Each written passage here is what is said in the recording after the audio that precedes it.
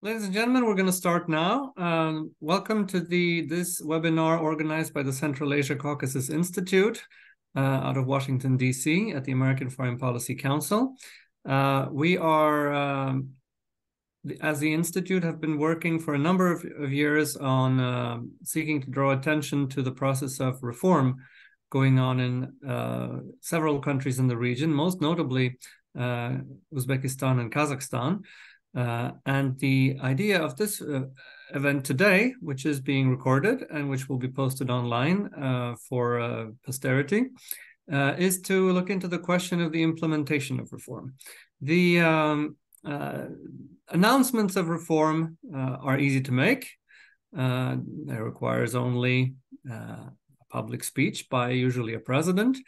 Whereas, in fact, what anybody who's been involved in reform work in any country knows is that the implementation of reforms is really where things get difficult, because any kind of change results in advantages for some groups and disadvantages from others. So every type of reform that is being done, as good as it may seem from the outside or even from the inside, is going to have to face hurdles, to face bureaucratic hurdles or interest groups or others who will try to water down the reforms, slow down the implementation. And obviously, we're talking in particular in this part of the world of bureaucratic bodies that have been, have traditions dating back to the Soviet era, which are resistant to reform as much as the people at the top would like things to change sometimes. It's not easy to make that happen. To speak of the reforms in this region in a broader sense, I think it's fair to say that there's a similarities. Obviously, there are differences, and we might get into these as we proceed. I think the similarity is that these reforms are all intended to improve the efficiency of government and the transparency of government. They're intended to strengthen the legitimacy of the governing bodies and their respective societies, and to some extent also internationally. In this regard, they're all similar. They're also similar, I should add, in the fact that they are not primarily intended to result in immediate democratization. I think in our writings, and maybe I take the liberty of speaking for our speakers, we take it for granted the fact that these reforms are not intended immediately to result in democratic breakthroughs. These are gradual reforms. They are meant to change the relationship between state and society, but not perhaps as fast as many people, friends of these countries in the West, would like them to. Let me briefly introduce our speakers. I will take the prerogative as the moderator also to deliver my own remarks towards the end of this webinar.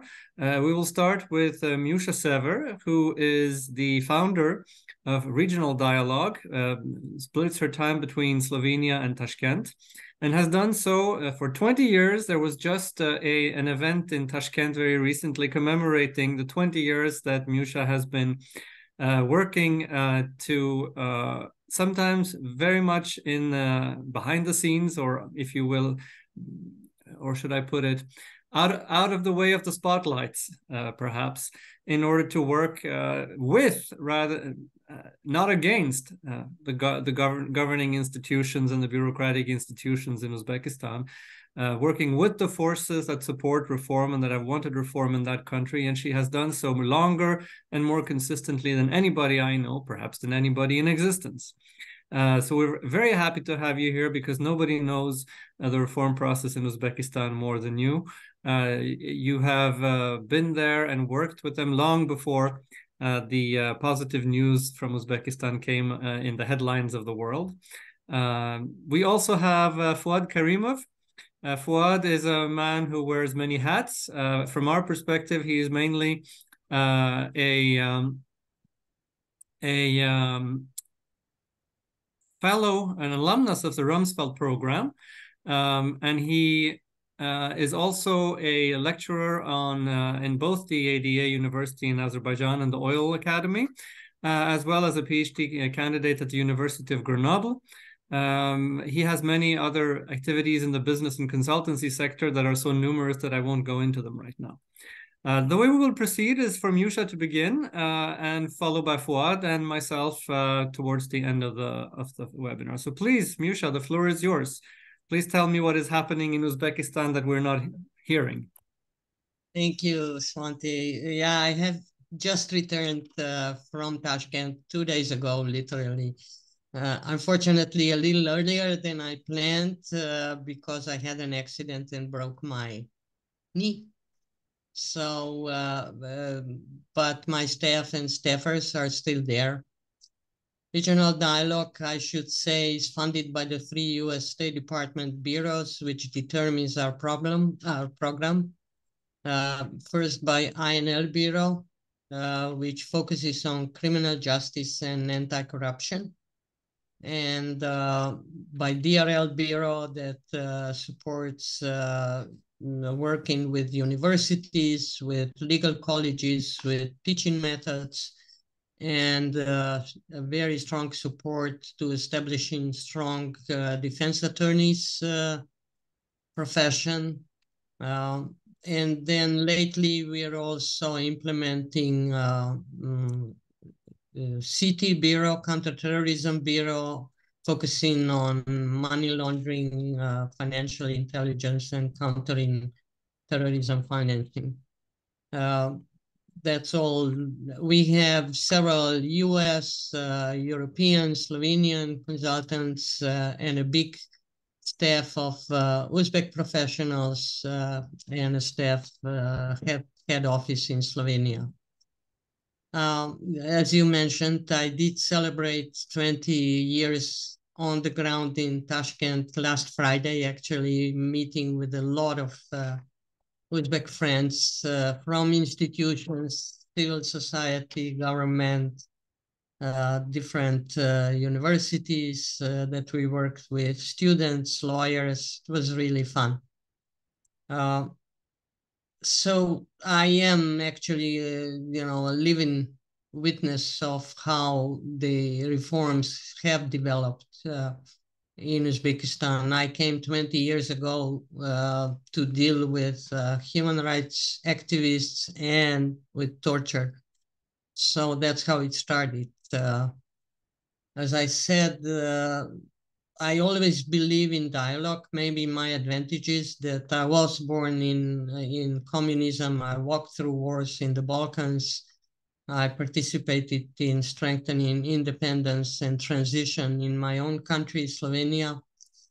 So I've seen, the challenges people face. The advantage of Uzbekistan is that it is a very big country, the most populous country of Central Asia.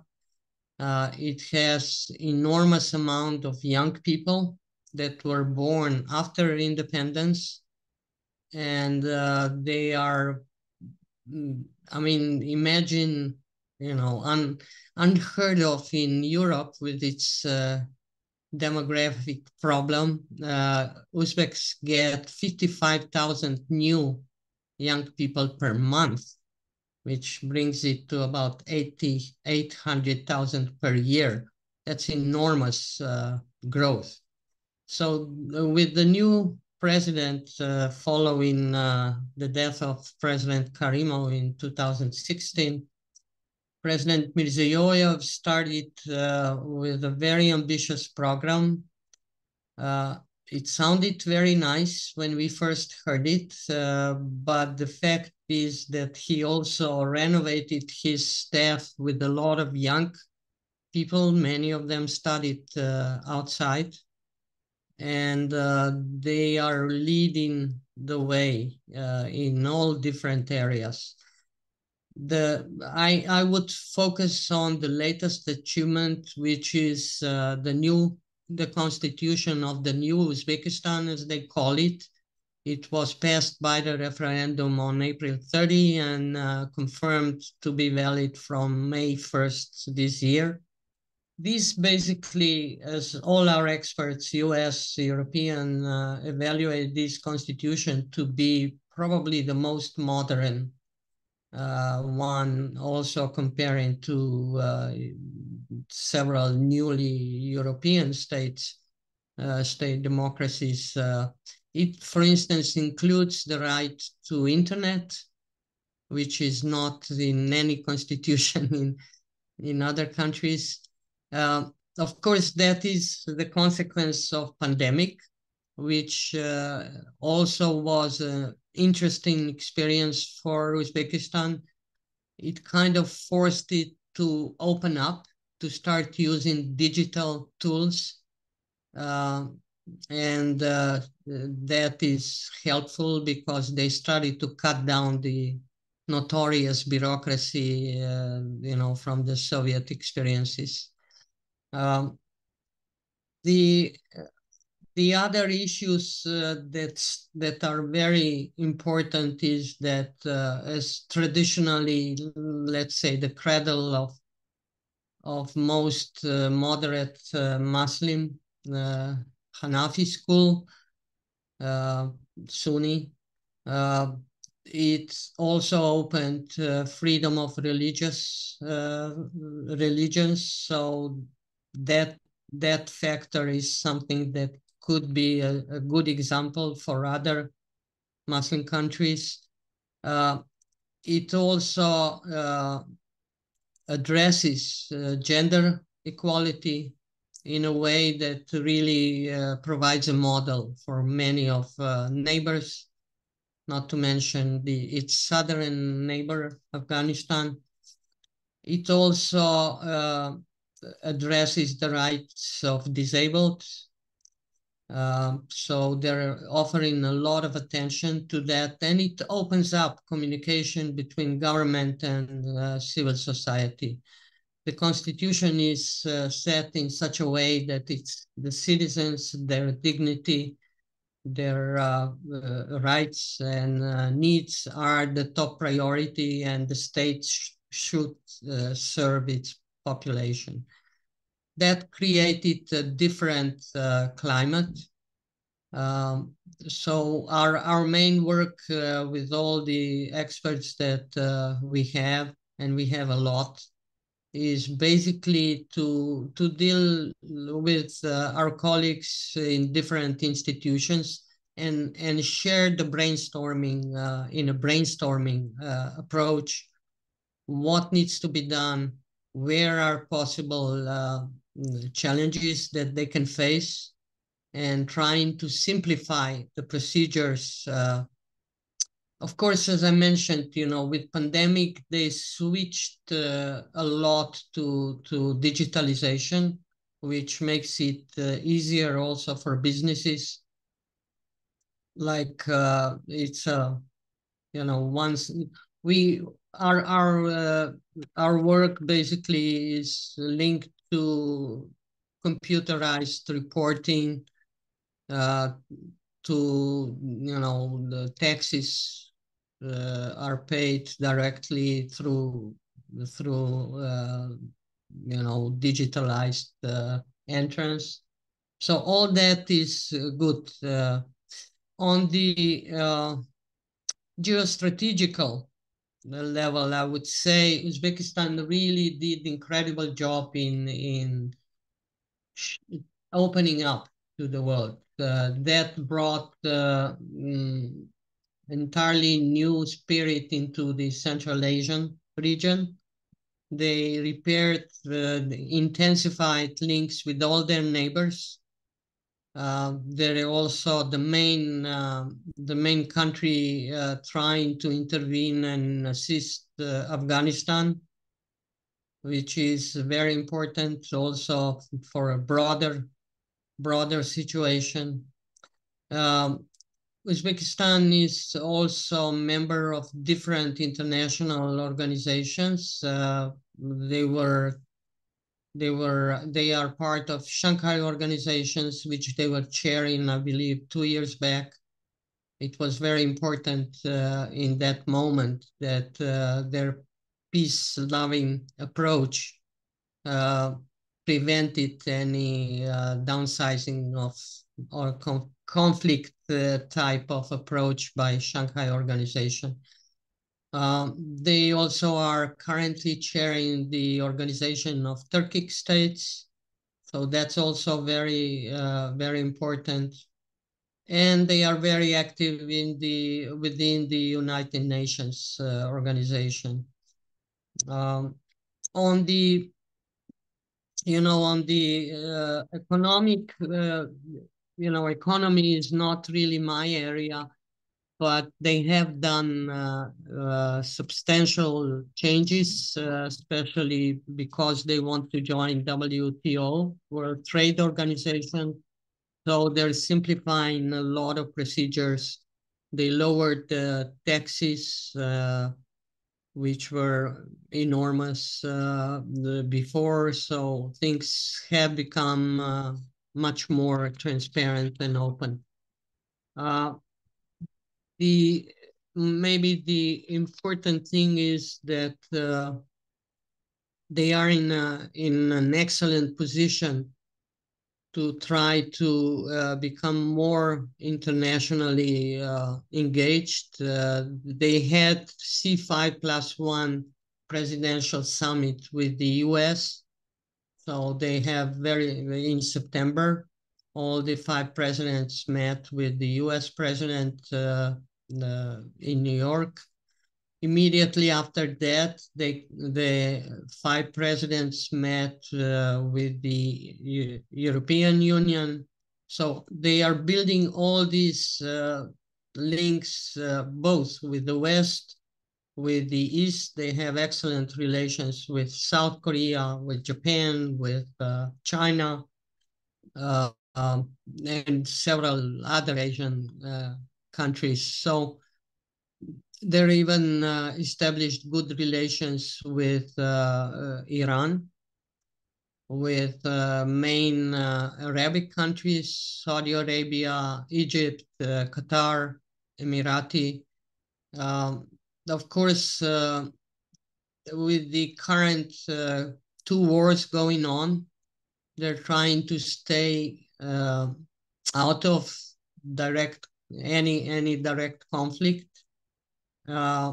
Which is, they consider themselves as a non-aligned country and are supporting peaceful political approach to any problems that they face. I think, in these challenging periods, I keep saying that they are in excellent position to eventually launch much needed dialogue among cultures and civilizations, basically.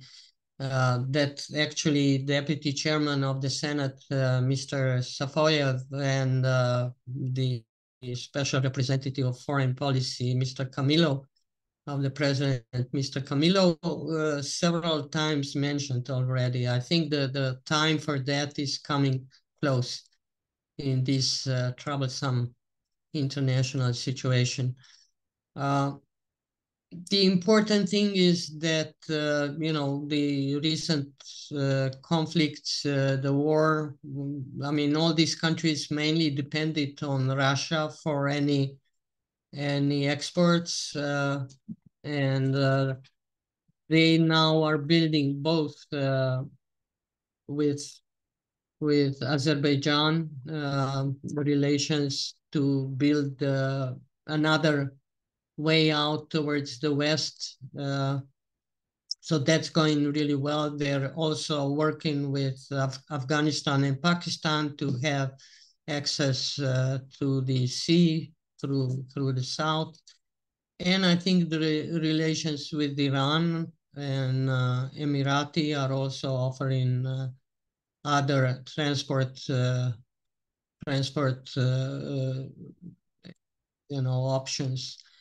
And of course, in building another transport through the Caucasus, also is getting great support great interest also from China, because that would be another option to reach the European area.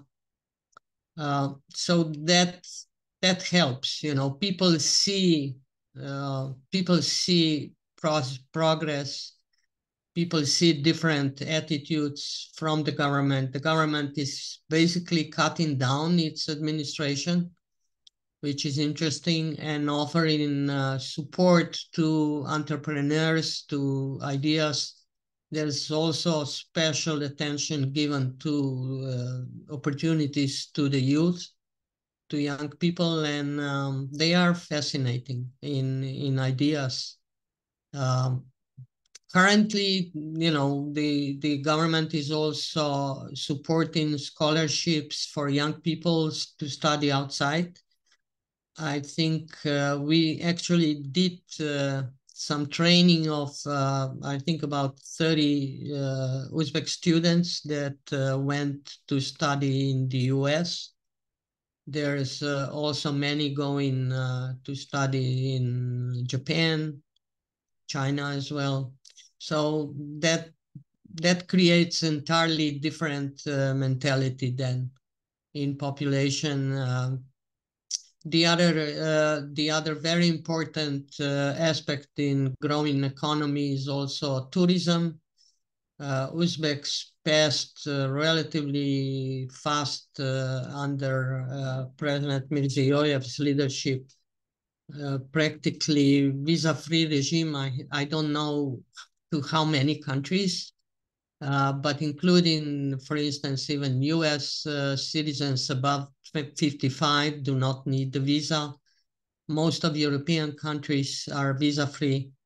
And I think the same goes also for most of Central Asian countries and even Eastern countries. I think even Chinese have visa-free regime up to 30 days. So that also means that there's more exchanging among population. And Uzbeks too can travel outside. Turkey is very popular. Emirati is a popular destination. The connections are also growing, plane connections. Yeah,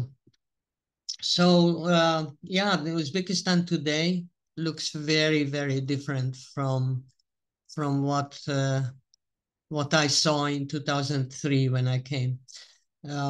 During the last years, Tashkent and all the other capitals in the regions are also changing very fast. It's hard to recognize it. They're becoming a very modern city, in different regions. And yeah, that's basically my impression. It's people in Uzbekistan are much more relaxed, are friendly, are positive oriented. So it's the consumption is also big. I can give also some numbers if needed. I mean, the exports are growing. I think they are now exporting to 164 countries, and the exports are more and more finished products, not just elements as before. And they are a rich country. Basically, they are the world's 9th largest producer of gold. That's helpful. And the 7th largest producer of uranium, which is also much desired. So as far as I know, they also have all elements of the Mendeleev system. So that, of course, attracts interest also by foreign economic partners. But the other thing that is also very popular in Uzbekistan is textiles. So they are now interested to promote their designers, and of course they're known for their due to their warm climate and lots of sunshine. They're also known for their good food, their fantastic vegetables and fruits. So they are also looking at exporting that too. Generally, their exports grew by 21% during the last few years. Their per capita quadru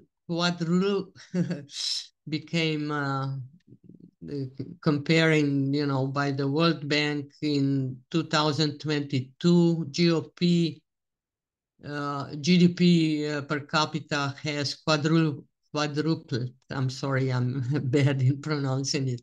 4 times more in the last 22 years from, if it was US 558.2 in 2000, it's now 2,255.2 in 22. So that doesn't even count the last year. So yeah, it's one of the most attractive countries now, I believe, also for the Western world. European Union, which kind of ignored it before, now found that it's really a very interesting region, basically. I consider this region to be one of the most important ones, especially in connection with the Caspian, Azerbaijan, probably also others, Georgia and so on. Central Asia can really become the most attractive area. And it's beautiful, and it has fantastic history. My favorite is Ulugh Observatory in Samarkand, where you can learn how the knowledge actually started in 15th century that then led to European art and everything. I mean, and astronomy and medicine and all that. We thought as Europeans that we were like the first ones. We weren't. There's a 3,000 long history in Central Asia that is fascinating. Even algorithm was invented in Khwarezm and so on. So many things that we don't know about, and that's what we can learn about in Uzbekistan. Maybe the one thing that was probably the problematic thing is corruption. The typical Soviet invention of survival. This is a very serious focus now under President Mirziyoyev's government, but also among young people, so they want their country to be, fair to all people, and not just for, a group of oligarchy. So in that, I think Uzbekistan can probably expand its experiences as a model. It's hard to learn to live on a legit basis, but I think there is a lot of desire, both in the older population that is finally, getting rid of this fear and is becoming stronger and more courageous in speaking up. I do hope that they will stop this approach of conferences and long speeches that don't help anyone and take a lot of energy and time and money, and are moving to more modern approaches of direct communication and brainstorming and sharing of experiences. I am very positive about the future of Uzbekistan and the region, basically. it's important to have respectful dialogue, and with that you can approach a lot of challenges and problems, and we can help each other. That's about. I'm open for any other specific questions. Also on economic area, which is not actually my main interest, but I can respond to questions if needed. Thank you very much, Mjusa. There is actually a question. We'll come back to that after we are through with our main presentations. Thank you for that broad overview of what is happening in Uzbekistan. Now, we'd like to move to Fuad from Baku, who will tell us about the situation regarding the reforms and implementation in Azerbaijan. Please, Fuad, welcome. Thank you very much, and it was great to hear about the progress in Uzbekistan. We love Uzbekistan very much. Actually, first time I was there in 2001, more than 20 years ago. And our Rumsfeld network annual gathering was just a few years back in 2019, in pre-COVID era. So as you mentioned, totally agree with you, great progress, and Samarkand is always in our hearts. We love that city very much. So thanks for the great positive news. Coming to Azerbaijan, I'll talk about 2023 and maybe something which is upcoming in the next year. But when we look at the changes and progress and reforms, we have to look at Azerbaijan 2030. It's actually the roadmap that has been built and adopted, and gradually we going through that progress. So the first phase is basically broken into 22-26, and we're currently right in the middle of that stage. And if we look at our long-term vision, these 2030 goals are ideally mapped with United Nations 17 sustainable goals. So that was an objective, is to make sure that we have domestic development at the same time have consistency with the United Nations overall sustainable goals as well. So there is actually a website developed. You can take a look later. It's Azerbaijan 2030 at government.us, which shows the progress, which reforms are taking place, which particular ministry or agency is responsible for implementation.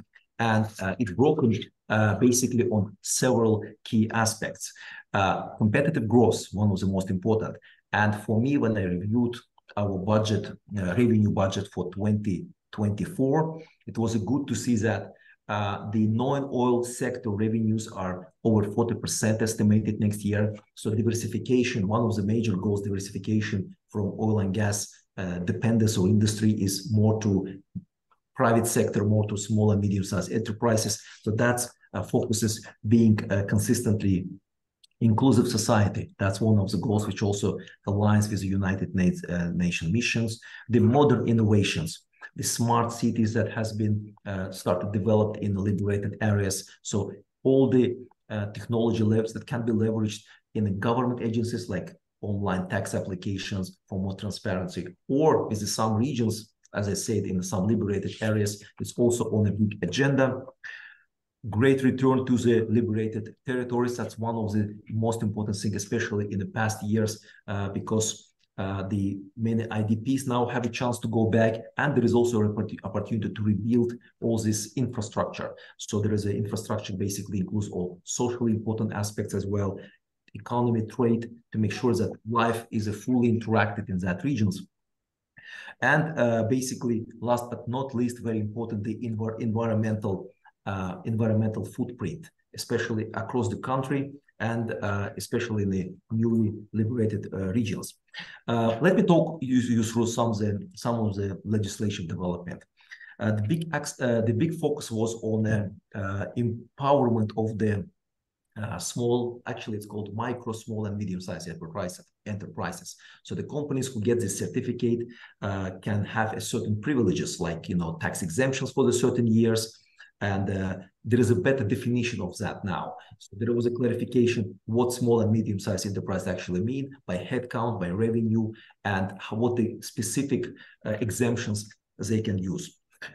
In the tax authorities, there is a big improvement in the digitalization of the tax reporting, which is more transparent, and it's a better way of control, and at the same time, better way of supply of the data to the state authorities. So the as it was like 20 years ago. You don't need to go anywhere to do reporting. It's all automatically linked to your system within the companies. And there was some improvement in the tax code as well, which we announced just a week ago. For example, some tax rates decreased, like dividend tax, almost in half. Actually, it was 10%. Now it's 5%. Some companies have a loan burden, and now there is a concept of converting loan into equity. So if the company cannot handle the interest expense, the loan weight, that could be also negotiated, and that can become so like lender can become a co-owner. This practice has been passed in Western countries, but now there is also a new concept which will be adopted in Azerbaijan. Tax exemption on deposit held in manats, in national currency, for two reasons. One of them is also helps to control inflation. Maybe last year, early this year, we faced double-digit inflation. Now it's very controlled and managed, so it's in a single digit, and that's what estimated on annualized level. Estimation that if people keep their deposits in manats on a bank account and have some earnings, that particular earnings can be exempted from tax, but from the other hand, it will also hold some inflations. Some decrease in property taxes.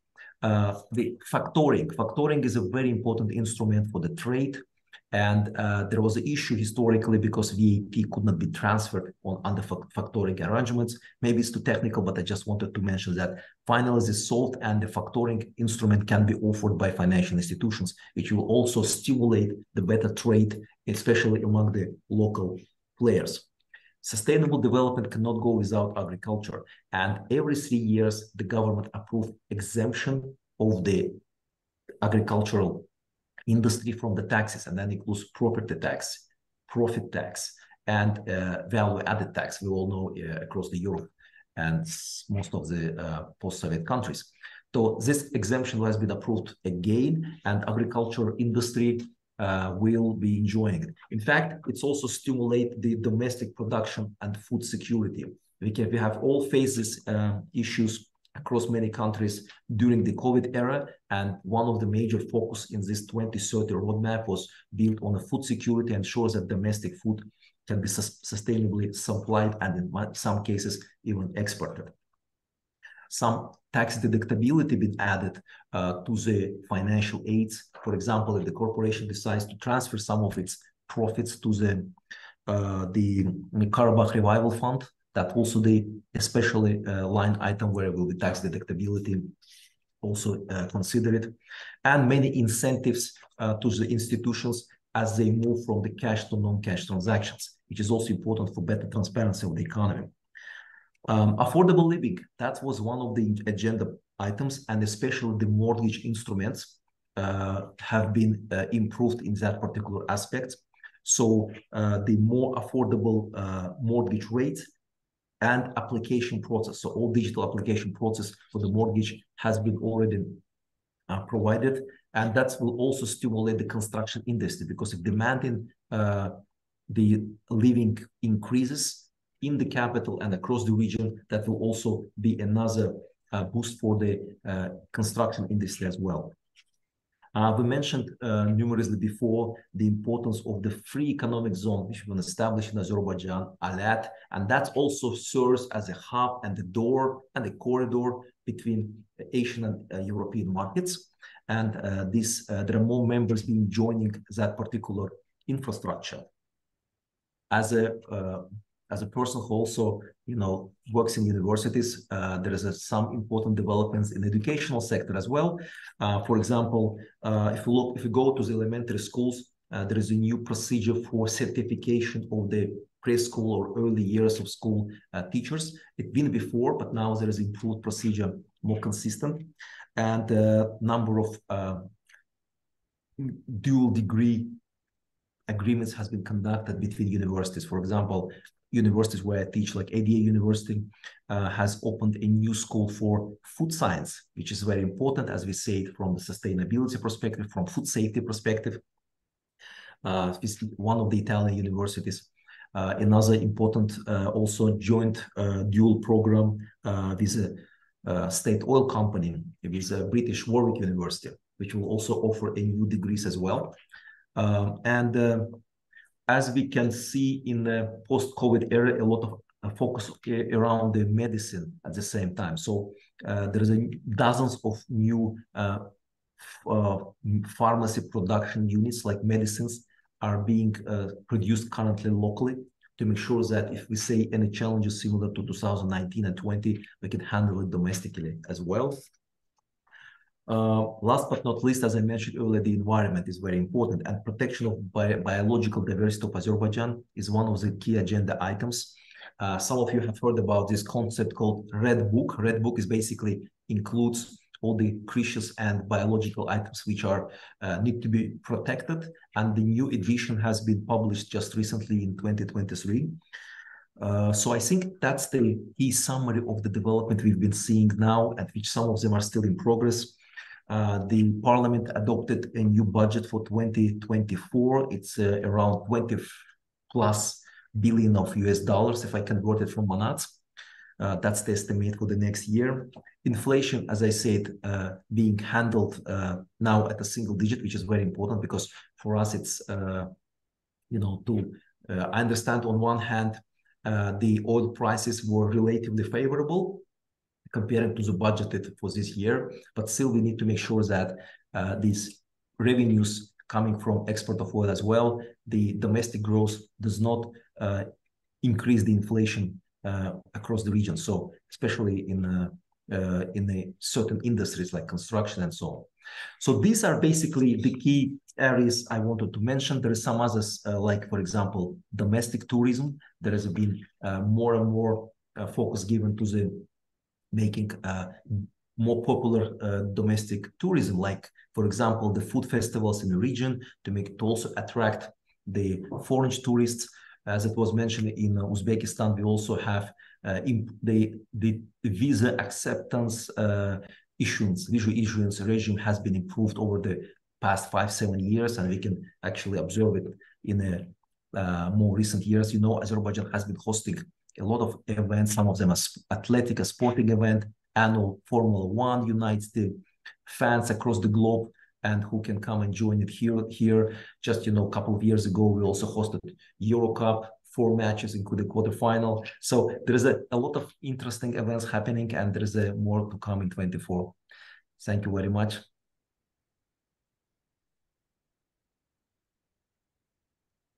Thank you very much, Fuad. That's a very useful overview of what is happening in Azerbaijan. I will now pass the baton to myself and speak a bit about the situation in Kazakhstan. And after that, we will open up for questions and answers. Some are already coming in, and we welcome any more that will be from the audience. With Kazakhstan, in the case of Kazakhstan, I think everybody knows that the situation changed over time from 2019 onwards, when President Kassym-Jomart Tokayev came into the position of president.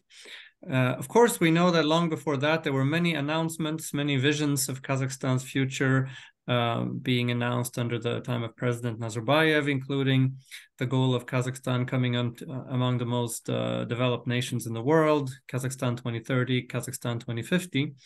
But we really saw the shift from announcement into something more substantial after Mr. Tokayev came into power. We should acknowledge that there was a curious period for 3 years of what we know as dviyovlasti, you know, of shared power, where were the two positions of power, where Mr. Tokayev was the president, but the former president Nazarbayev maintained very serious positions as head of the National Security Council and of the ruling party. At the same time, already from the start, President Tokayev put himself in the position as an agent of change, very carefully, if you will, balancing the need for change with also the benefits of continuity with the positive accomplishments of the past. But over time, it became clear that Mr. Tokayev's ability to advance reforms was hampered by the old guard, for lack of a better term, by forces that effectually resisted reforms and watered down the reforms that were proposed by President Tokayev. Towards the end of this period, which ended in 2022, I think we could witness a decline of the health of former President Nazarbayev, which in a way paradoxically made things worse, in my opinion, because it probably meant, at least this is my interpretation, that former President Nazarbayev, to some extent, lost control over forces that were, nominally speaking, loyal to him in the informal power balance of Kazakhstan. And this situation came to a point after the protests in early January 2022, where I think there is now a growing consensus that what really happened is that the popular protests over price hikes for energy were hijacked by elements of the old guard that staged a coup against the president. And President Tokayev was thought to be a weak force, perhaps a placeholder, but he responded with an iron fist and began to root out the influence of the old guard in Kazakhstan after this. The cost of suppressing the coup was to call in the CSTO to support, to maintain stability. This obviously did not look very good in the optics of it, and it appeared that Kazakhstan would go more, if you will, repressive and into the Russian orbit. At least that was the prediction of many pundits in the West. In fact, what we see is that the opposite happened, that President Tokayev understood that his legitimacy rested on advancing reform agenda that he had been previously announcing, and if anything, prioritizing Kazakhstan's national interest, definitely in regard with the demands coming from Moscow. Very shortly after the January events, Mr. Tokayev launched a new package of reforms in March 2022, which he claimed, taking perhaps an inspiration from what Mjusa spoke about, that this would lay the ground for a new Kazakhstan. This reform agenda would put to a referendum in that year. And among other, these reforms sought to change Kazakhstan's super-presidential system of government by strengthening the powers of parliament. There was also a revision of the electoral system to open up, to some extent, for greater popular participation in politics, and a reform of the judiciary to make it more accessible to the population. To me, perhaps one of the most important reforms was the introduction of a constitutional court, which took place in November of 22, a little over a year ago, to which individual citizens now have the right to appeal directly. Now, obviously, in such a court, you have to look at the composition of the court. And I think it's quite important to look at the appointees that President Tokayev nominated to the court. Two of them, if you will, came from a traditional, judicial background in government institutions, but the two other nominees by the president came from a completely different background, individuals from civil society that did not have a past in official state bodies, but in academic institutions, and people who had extensive publications in Western academic and policy journals.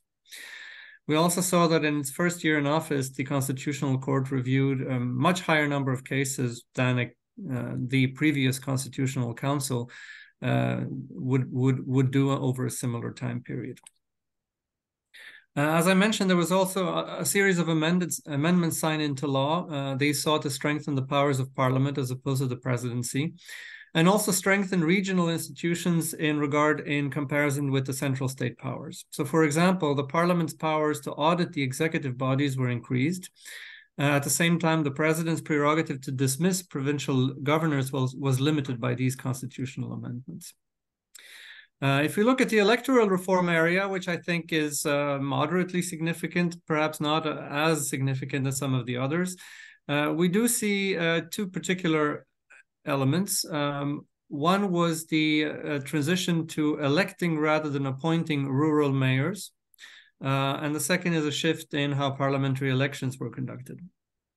The shifts at the local and regional level seem to me to be the most important, because up until recently, the system of local government in Kazakhstan, as in most countries in this part of the world, was highly centralized, with power in district and rural areas being an extension of the executive system. After President Tokayev acknowledged the strong popular support that existed in the country for rural mayors, so-called akims, to be elected rather than appointment, the government gradually began to roll out reforms to shift to the election of these mayors. By August of this year, almost 1,700 mayors of villages, settlement, and rural districts and district towns had been elected. 57% of these were new to the position, and the average age was 45 years. I don't think by any means this constitutes a shift away from the ruling party, as most of these new mayors were also members of the ruling party or affiliated with the ruling party. But there is still a rejuvenation of local government taking place, and also a gradual shift in accountability, not being only upward towards the executive bodies, but also downward, if you will, towards the inhabitants, the electorate, if you will.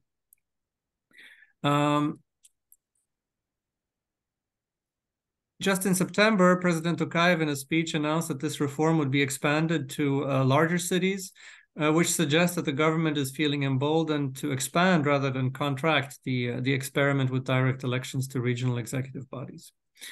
I'll also briefly mention the shift that's happened in parliamentary elections with a new electoral system, where 70% of seats were allocated on proportional party lists and the remainder 30% in single-member districts. The threshold to parliament had been reduced to 5%, and it became much easier to start and create new political parties.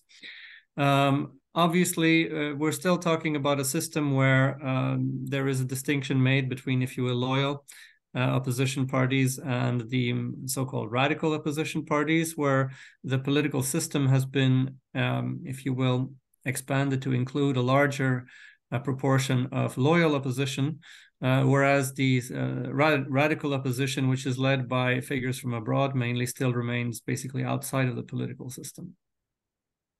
And this time, 5 parties, aside from the ruling party, gained representation by winning between 5 and 11% of the vote. The ruling party had 54%, which is a considerable decline from what it is in the past.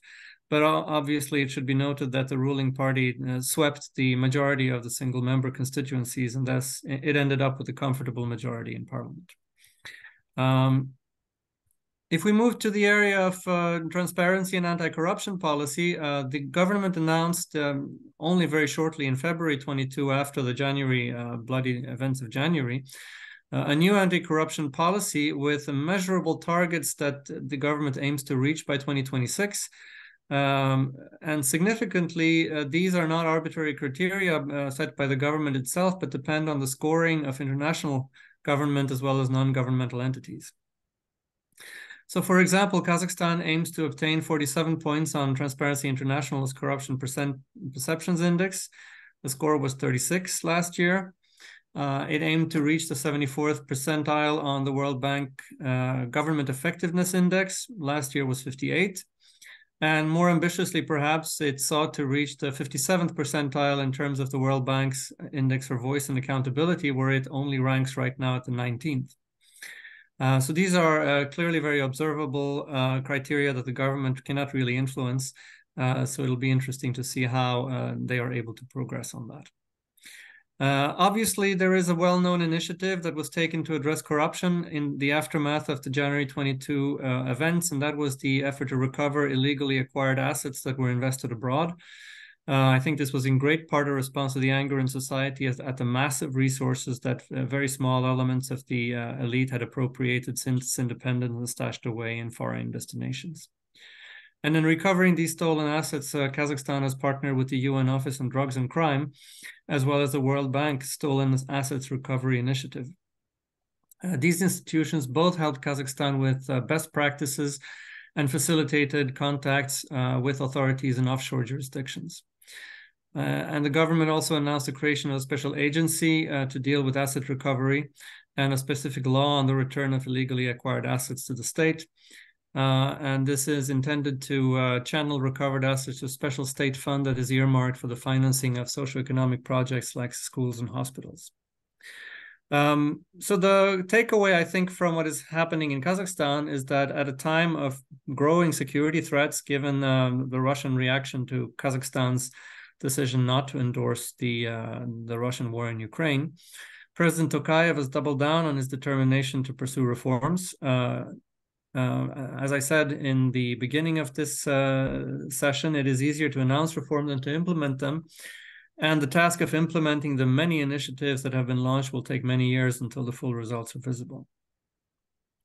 But it is already clear that there is a gradual change taking place to the form of government and to the relationship between state and society in Kazakhstan. And in other words, President Tokayev has placed his bet on meeting the growing demand for change in society through this combination of efforts that I've already mentioned, the shifting of the logic of state institution, very cautiously open up for political voice in a controlled way, recovering stolen assets and expanding state spending on socioeconomic investments. Taken together, the government's objective is to provide sufficient investment in the future and sufficient change in current state institutions to ensure that the government's legitimacy is strengthened in society, and in order to manage, if you will, the gradual increase over the past few years in popular protests in Kazakhstan against a whole variety of political, economic, and social issues. Obviously, the objective is to drive such change while retaining overall control of the political system. And I think in Kazakhstan, as in many parts of this region, there's definitely an aim to avoid a situation where unrest, let alone revolution, emerges, which affected countries like Georgia, Kyrgyzstan, Moldova, or Ukraine, and which opened up for foreign actors to benefit from the situation and undermine the progress of these countries. So maintaining a controlled pace of change is definitely something that the Kazakh authorities are still seeking to do. And only time will tell whether this bet placed by President Tokayev will succeed. With that, I'd like to open up to questions, to comments, and I think there's already a first one by a member of the audience who is asking Mjusa Sever about her assessment of the state of implementation of key rule and law and political reforms. Mjusa, if you'd like to comment on this and on anything you heard from us, please go ahead. I think, as I said before, the Constitution actually means listed all those issues that were highly criticized by both by citizens, but also especially in the West.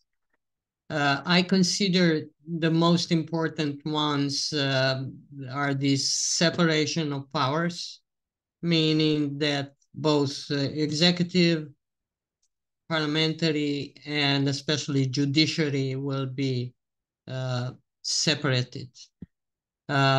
We have worked a lot with the judiciary, and we have both Supreme Court and the Supreme Judicial Council are heading in the right direction now.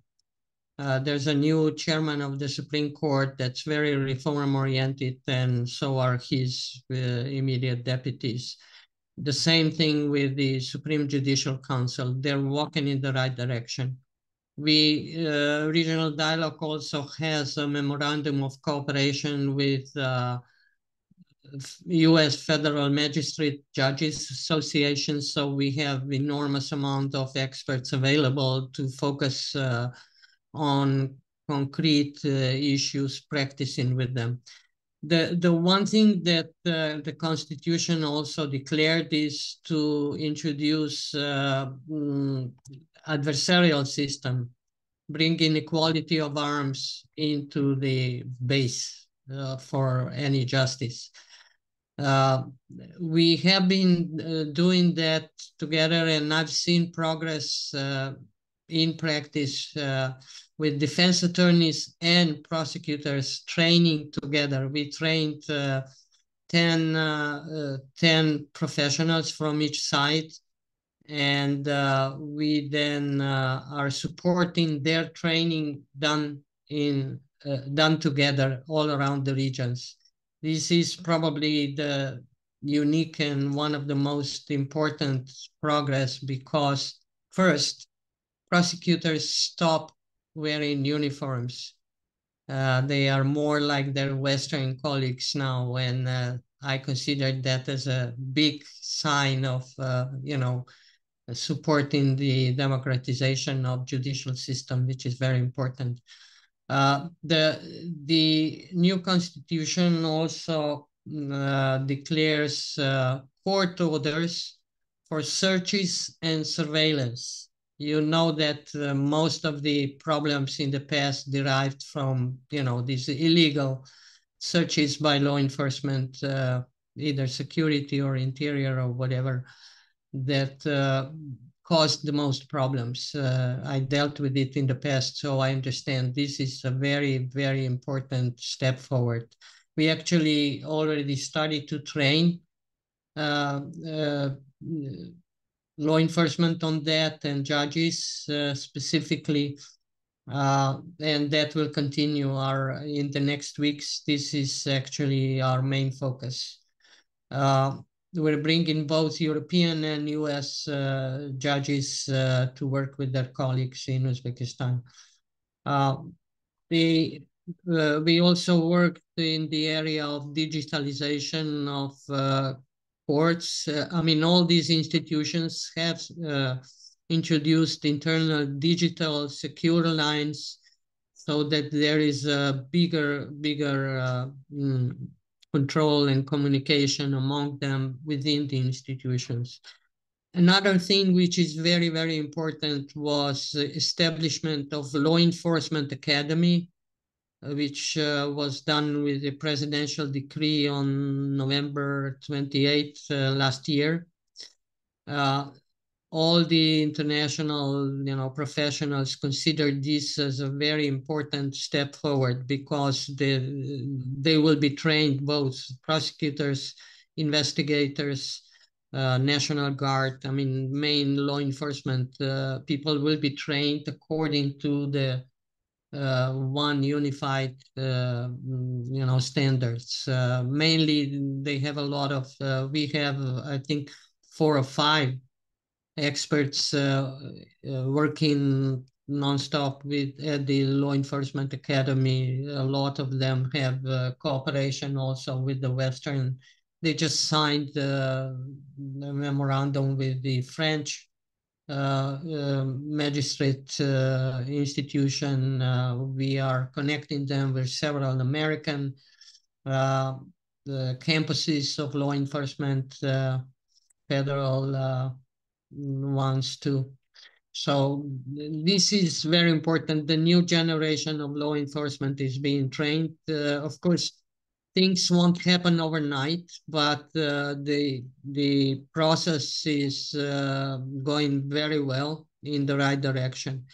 The other thing which I didn't stress before that much was that the role of media, also independent private media, is becoming really much more articulated. So that also plays a role,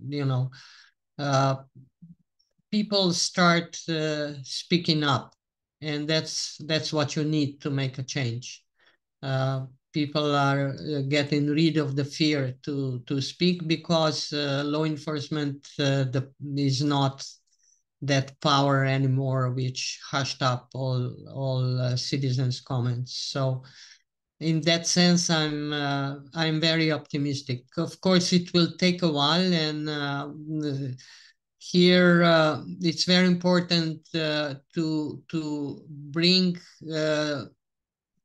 to use the approach of peers. It's very easy if you bring judges from the West. We also brought some Japanese judges, so that they can discuss how to do things. Or same goes for prosecutors, investigators, criminal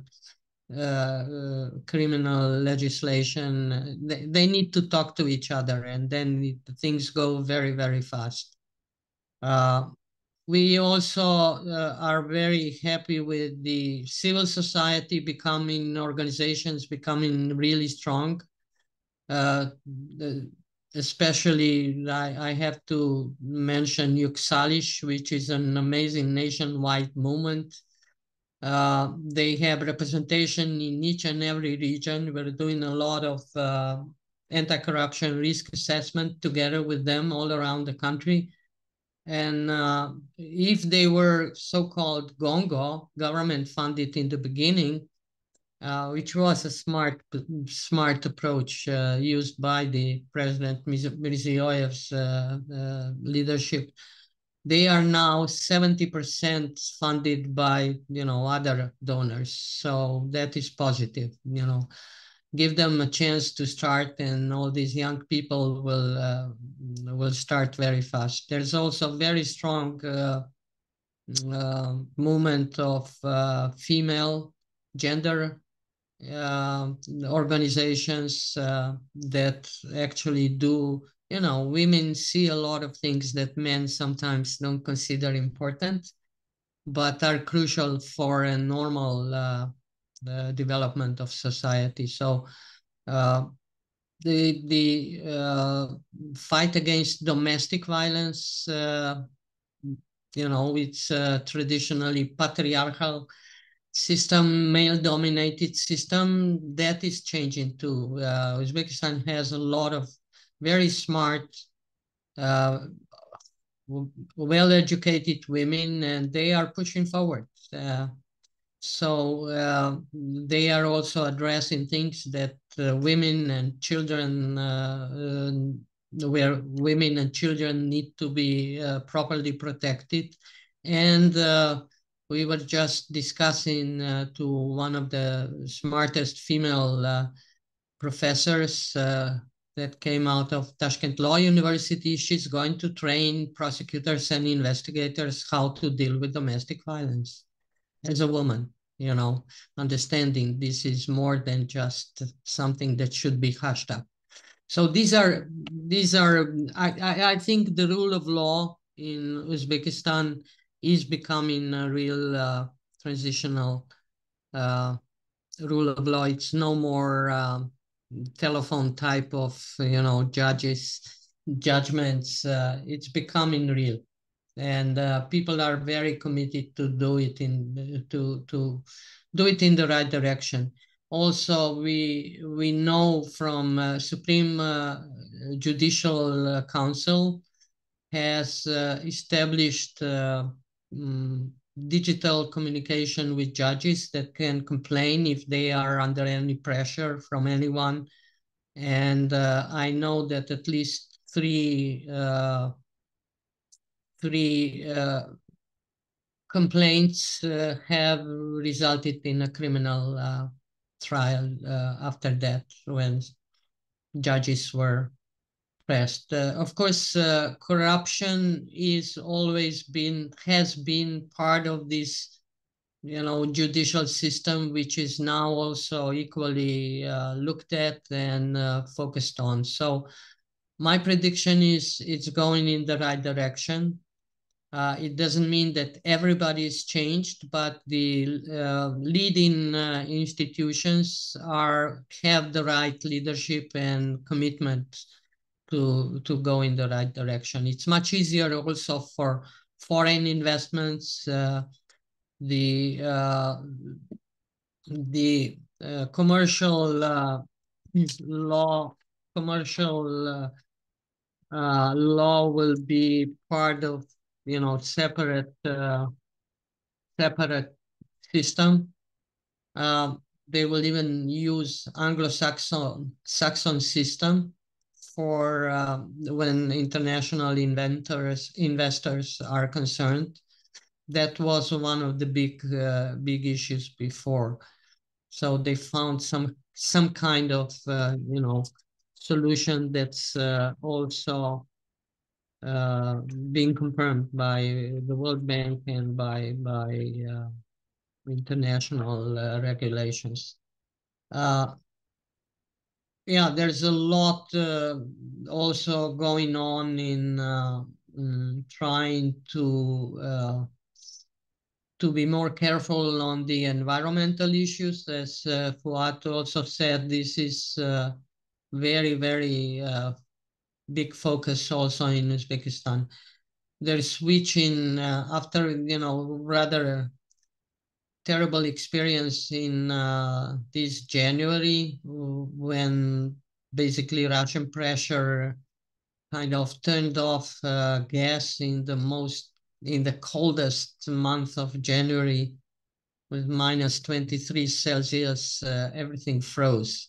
Uzbeks are now looking with the help of Saudi Arabia to start using their fantastic sun and switch to other options how to produce energy, not depend on any blackmailing. Uzbeks are also using their mahalas and in different institutions to plant trees. This is becoming very popular. I am hoping that they will start separating the garbage too, because that too is very important. And the one problem that is of high concern is water. Especially since Afghanistan started to build canals which could endanger provision of water for Uzbekistan and Turkmenistan. So that is something that politicians are talking to each other. Uzbekistan is very active in trying to, to talk to Afghans to stop, but it's of course a complicated situation. The lower positioned countries like Uzbekistan and Turkmenistan depend on their neighbors for water, but they can offer other benefits to their neighbors. So we hope that these talks will continue in the right direction. Thank you, Mjusa. We have a question for Fuad. It seems that's a little bit outside our focus, but I'll allow it anyway. It's about Azerbaijan's relationships with China and with Turkey and how that is changing. Perhaps, I mean, with Turkey we know, but the Azerbaijani relationship with China has been a little bit more puzzling. Many countries have allowed China into their economies, into their infrastructure. Azerbaijan so far has been very careful in this respect. Fuad, perhaps you could elaborate how this relates to the government's own agenda in terms of both infrastructure and reform. Yes, thank you very much. So in general, like if you look at the most recent trends, our Minister of Economy paid a visit to China early this year. There was meetings with the business communities, and the Chinese businessmen were invited to come and participate in the project to redevelop, rebuild the liberated areas. And actually, since 2021, historically, there were not too many businesses, but since 2021, there are many Chinese companies who participated, especially using their advanced technologies to build smart cities in regions of Karabakh right now.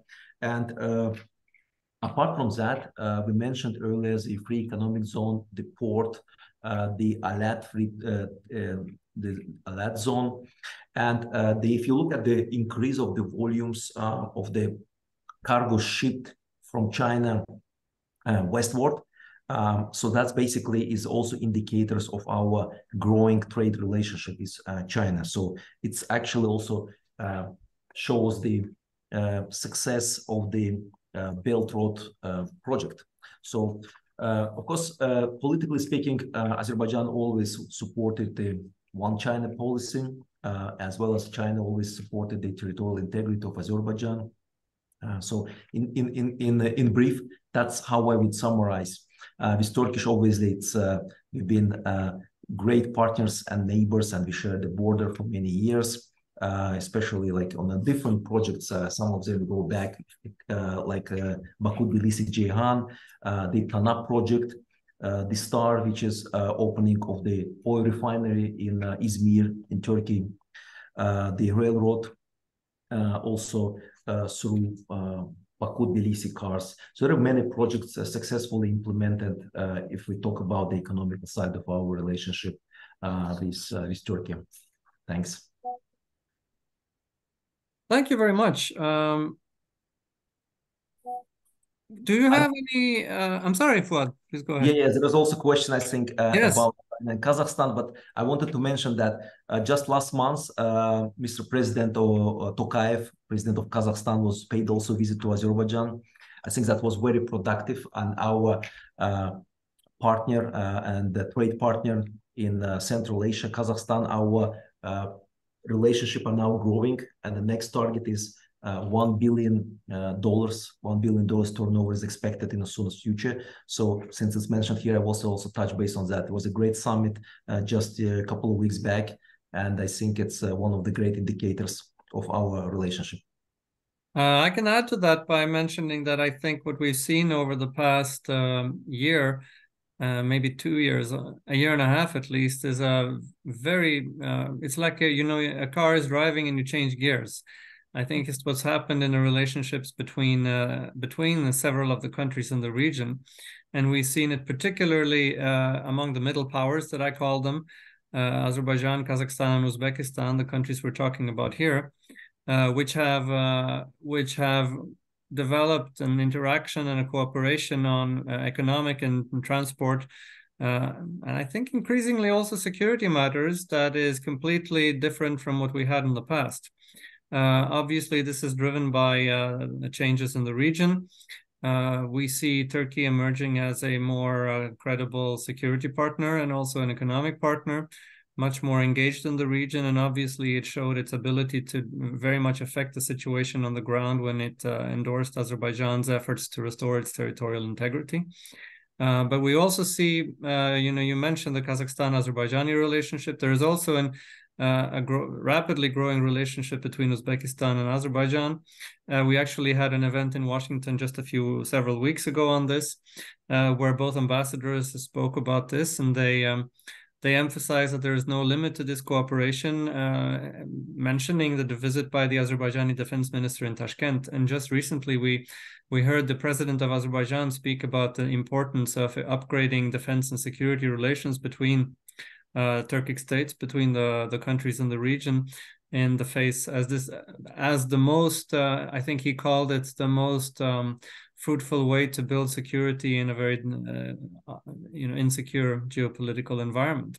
So there's definitely a lot happening in the region, and that's not only on the domestic front, which is our main effort today, but it's very much connected to what's happening on a regional level, where countries are cooperating in a way that they have not been before.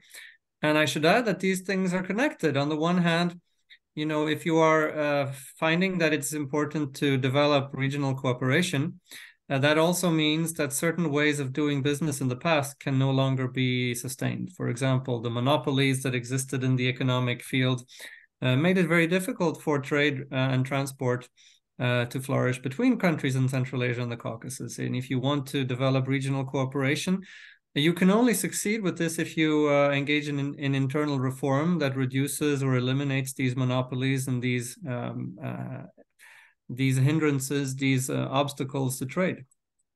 Perhaps any of you would like to comment or add anything to that? Well, one thing that we notice is that both Kazakhstan and Uzbekistan, but also especially in Uzbekistan, there's a lot of effort to do regional training, educational, to do it in a regional manner.